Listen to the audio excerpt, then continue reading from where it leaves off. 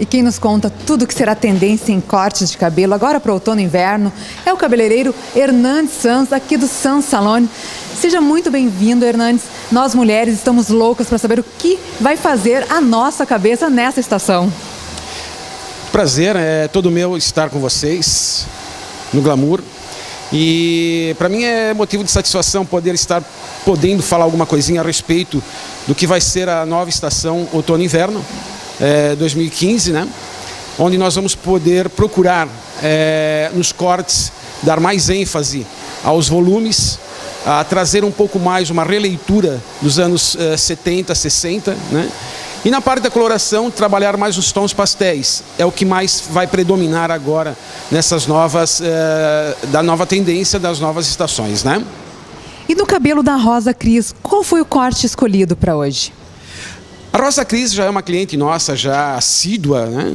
O que eu agradeço muito. A presença dela sempre é um motivo de satisfação tê-la aqui no nosso salão.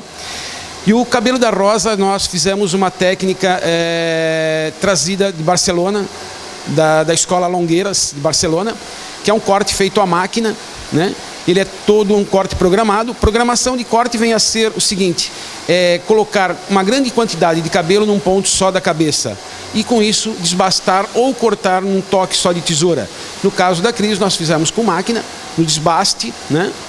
E para dar todo aquele glamour de camadas, onde nós vamos observar depois da escova pronta todo um cabelo muito bem terminado e muito bem glamuroso. Isso é muito bonito.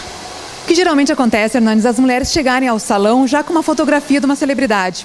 Por exemplo, o cabelo da Sophie Charlotte, que é um cabelo super curto, está muito na moda.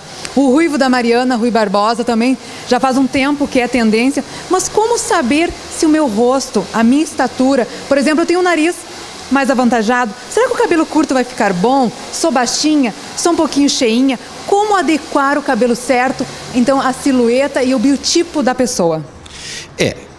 Essa é uma questão onde a gente sofre um pouquinho, porque os clientes vêm normalmente com aquela ideia de que o cabelo daquela atriz, que é muito bonita, que é muito produzida, vai ficar também bem para ela. Às vezes não é bem assim. Nós temos que fazer a cliente entender que o perfil dela não se encaixa naquele cabelo. Como você diz, às vezes o nariz um pouco avantajado, o corpo um pouquinho mais cheinho, o rosto mais redondo. Então aquele perfil de corte não se encaixa ao perfil dela. Então nós temos que fazer com que a cliente entenda, não persuadi-la, mas fazer com que ela entenda que aquele design não vai ficar bem para ela, tá? Para isso nós vamos ter que ter noção de o que fica bem com você, qual o perfil do teu rosto, se ele é oval, se ele é quadrado, se ele é redondo. Então por aí a gente vai ter que analisar direitinho o que nós vamos ter que fazer.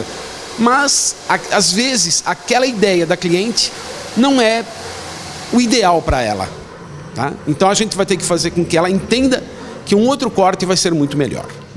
Hernandes, como tu dizia na primeira pergunta, o volume está liberado, então, para essa estação. E o liso? Ainda está na moda? A chapinha? De repente, a escova definitiva? Ou é realmente para liberar e usar um cabelo mais volumoso nesse inverno? Olha, tudo é questão que nem eu disse, de perfil, tá? Hoje, se você for analisar, tudo está na moda, né? Os cabelos lisos, os cabelos crespos, os cabelos mais volumosos, os cabelos não tão volumosos assim, tá? A chapinha, eu considero o seguinte: pode ser utilizada em casa? Pode, com algumas restrições. Tem algumas pessoas que usam a chapinha excessivamente, e a chapinha ela danifica muito o cabelo. Para isso, a gente sempre orienta a cliente a vir para o salão para fazer uma hidratação, para fazer uma reconstrução dos fios. Por quê? Porque quando ela usa a chapa, ela deteriora todas as camadas do fio. Então é paliativo ter um cabelo liso quando se tem um cabelo crespo. E hoje é aquela coisa da sociedade te mostrar que você tem que ser assim. Não tem que ser assim, tem que ser você. Então a chapinha está liberada? Está, mas com algumas restrições, tá? E sobre as luzes, que está na moda? Pode aparecer a raiz? É o ombre hair só nas pontas? O que é tendência atualmente? A tendência é o seguinte, nós temos ainda que cuidar muito dessa parte de coloração. A coloração, ela tem também tudo a ver com o perfil da cliente. Tá? Então nós temos o seguinte, se você vem para o salão para fazer um ombre hair, ou um sun-kiss, ou enfim, qualquer trabalho que envolva descoloração, o profissional da colorimetria ele tem que analisar muito bem o fundo de clareamento do cabelo, aquilo que o cabelo pede e aquilo que o cabelo pode oferecer. Porque às vezes é que nem o corte, as pessoas vêm para o salão com uma certa ideia do que vai ser o cabelo dela e não pode. Que nem uma pessoa que tem o cabelo num tom de 3, ela quer um cabelo ao tom de 8, é quase impossível isso. Então a gente vai ter que trabalhar muito, né? Então as luzes, a gente sempre orienta a cliente a fazer um tom sobre tom. O cabelo da Rosa Cris foi usado um tom de loiro, tom sobre tom. Foram usadas mechas costuradas para dar essa sutilidade ao cabelo. Fica uma coisa mais natural, mais suave, só para iluminar o rosto dela. São mechas bastante usadas hoje em dia, não marcadas, que só iluminam o rosto. Nada muito artificial, que venha marcar o cabelo. Luzes e tintura realmente evidenciam a mulher, né? Deixam a mulher mais bonita. Mas tem que lembrar, né, Hernandes, que a hidratação é fundamental. Qual seria a periodicidade da hidratação para manter o cabelo bem hidratado e macio? Veja só, toda vez que nós colocamos tinta, que nós alisamos um cabelo, que nós fazemos qualquer procedimento químico no cabelo, obviamente nós temos o quê? Um desgaste da fibra capilar. Então nós temos que repor, principalmente água, tá? O grande comportamento do cabelo, o grande compositor do cabelo é o carbono. E nessas de você fazer descoloração, de você fazer alisamento, você perde uma quantidade de carbono. Então é ideal que nós façamos o quê? A hidratação. Nós vamos repor água, nós vamos repor nutrientes e a periodicidade é exatamente a cada 30 dias, é ideal, é conveniente, é saudável que a cliente venha para o salão e faça uma hidratação. Mas é aquilo que eu chamo sempre a atenção dos profissionais. Sejam honestos na hora de hidratar. Usem produtos bons. Quando eu falo produto bom, eu não estou me referindo a produtos caros. Eu me refiro a produto bom, de excelência, de procedência. Então, é ideal que nós façamos sempre uma hidratação a cada 15 dias para reforçar o cabelo, para repor todos os nutrientes que é necessário. A sobrancelha realmente é um detalhe que faz toda a diferença no rosto feminino. E para falar de sobrancelha, o Hernandes sabe muito bem porque é especialista. E eu gostaria que tu falasse, Hernandes, dessa técnica que você usa que realmente faz toda a diferença no rosto feminino. Pois é. Hoje as sobrancelhas estão assim bastante evidentes no campo da estética, né? Eu considero a sobrancelha um traço fisionômico extremamente importante e fundamental no rosto, porque você pode ter uns olhos muito bonitos, uns lábios perfeitos, um nariz maravilhoso, um rosto divino, porém você não tem sobrancelha, e a sobrancelha é um complemento fundamental do rosto. Eu sou profissional já há 18 anos de maquiagem definitiva, que é a micropigmentação ou a dermopigmentação, executada com um aparelho chamado dermógrafo, tá?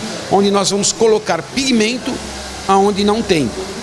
E agora nós estamos processando a nova técnica que é o Tebori. Eu fui buscar essa técnica fora, é uma técnica milenar chinesa. Nós vamos criar pelos aonde não tem. E através do design, nós vamos dar forma nessa sobrancelha, buscar exatamente a interiorização de todo o perfil de uma sobrancelha. E é o que nós acabamos de fazer agora há pouco, né? De criar, de dar design, de dar forma e de dar consistência a uma sobrancelha. Isso é muito importante. Hoje no Brasil está chegando bastante essas técnicas, vinda da China principalmente, né? Onde nós elaboramos toda uma sobrancelha através do Tebori. O Tebori é um aparelho que é colocado uma lâmina, e essa lâmina é composta de microagulhas, tá? E nós vamos criando, sulcando, criando pelos aonde não tem. Então isso é muito importante, é muito bonita, a técnica é fantástica. Então é um grande passo hoje para o designer brasileiro ter essa técnica à disposição para ser executada dentro do salão. É maravilhoso. A micropigmentação, ela é indicada apenas para quem tem poucos fios na sobrancelha? Ou, por exemplo, eu que tenho bastante fios, também posso fazer? Pode. Ter muitos fios não é sinônimo de ter uma sobrancelha perfeita, no desenho perfeito. Às vezes, a cliente pode ter muita sobrancelha, muito pelo, e ela ser caída. Tá? Ou ser muito reta. Então, o design de sobrancelha, a micropigmentação ou o Tebori, vem justamente para isso. Porque antes de nós colocarmos pigmento na pele da cliente, nós vamos desenhar, nós vamos criar o desenho no lápis, obedecendo todas as medidas que uma sobrancelha exige, e dar uma nova roupagem a esse rosto, através das sobrancelhas. Tá? Então, não é simplesmente pegar um dermógrafo e ir aplicando. Não.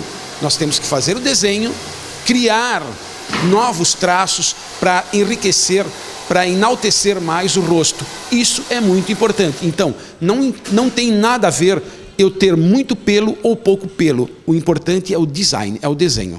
Para ser um profissional bem renomado e ter conhecimento, isso exige cursos, estudos. Gostaria que tu nos contasse, Hernanes, qual é a tua formação, tua especialização? Ok, eu venho de uma família de cabeleireiros. Meu pai e meu avô eram barbeiros na Espanha, né? Na região de Granada. E eles eram granaínos e sevilhanos, né? E eu acho que isso está no DNA, não é isso? Eu acho que isso está no DNA. E a minha formação, comecei em São Paulo, fiz o básico meu no Senac de Campinas, lá em São Paulo. Eu sou paulistano. Depois eu ganhei o prêmio Tesoura de Ouro do Estado de São Paulo e tive a satisfação de fazer o curso em Barcelona, na Espanha, pela Academia Longueiras de Barcelona. E aí depois eu fiz a Tony Guy em Londres. E aí nós fizemos um circuito pela Europa, fizemos Portugal, Espanha e França. Tá? E aí isso já fazem 28 anos. Né? E atualmente eu nunca deixei de estudar. Eu acho que o profissional de cabeleireiro, ele tem que continuar sempre a estudar, sempre se renovar. Eu acho que a atualização é fundamental, porque caso contrário você vai se tornar o quê? Mais um profissional obsoleto no mercado. E isso é crucial para qualquer profissão, não só para a nossa, não é isso?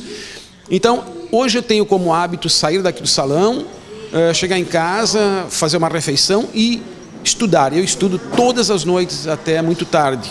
Eu procuro sempre estar inovando. Eu sou técnico nacional hoje de uma empresa de São Paulo, a Hairshine. Eu ministro cursos em todo o Brasil, principalmente no Nordeste. Nós fizemos um circuito ano passado. Fizemos Fortaleza, Recife, Pernambuco e João Pessoa, tá? Onde nós chegamos até o interior de Pernambuco, que foi em Caruaru, que foi assim, nós fomos muito bem recebidos. E eu vejo a necessidade do profissional cabeleireiro brasileiro de informação. Ele é carente de informação. Então eu acho que isso é fundamental. Isso me deu abertura para montar uma academia a nível internacional, tudo baseada na escola Longueiras e Tony Guy, de Londres. E hoje nós temos essa academia e nós ministramos cursos avançados. Então nossa academia é itinerante. Então aonde nós formos chamados, nós vamos. Tá? Existe toda uma formação, toda uma prerrogativa de como funciona a academia, não é isso? E nós estamos aí lutando para dar um pouquinho daquilo que a gente aprendeu. Humildemente, com o nosso conhecimento, nós passamos isso para os nossos companheiros, para os nossos profissionais de cabelo. Hernanes, parabéns, realmente você valoriza a sua profissão. E para você que nos assiste, fica a dica, entre o inverno com um visual repaginado e comece, claro, pelo cabelo.